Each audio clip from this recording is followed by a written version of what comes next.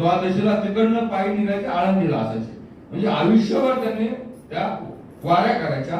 अशा माझे आजोबा त्यापैकी जे नेहमी पंढरीची आणि आळंदीची वारी करायचे, नेहमी वारी करायचे.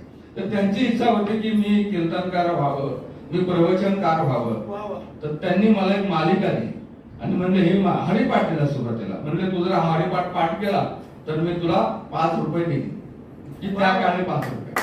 आणि मी हरिपाठ पाठ केला, लहान होतो मी हरिपाठ पाठ केला, मग 5 रुपये दिले. मला म्हणलं का पंचरत्न हरिपाठ असतो. ते म्हणले पंचरत्न हरिपाठ पाठ केला मी तुला अजून 20 रुपये देईन. मी पंचरत्न हरिपाठ पाठ केला. ते म्हणले आता मालिका पाठ कर. तू मालिका पाठ केली ना, मालिका म्हणजे संतांचे अभंग असतात. तर ते संतांचे अभंग तू पाठ कर, ते मालिका पाठ कर.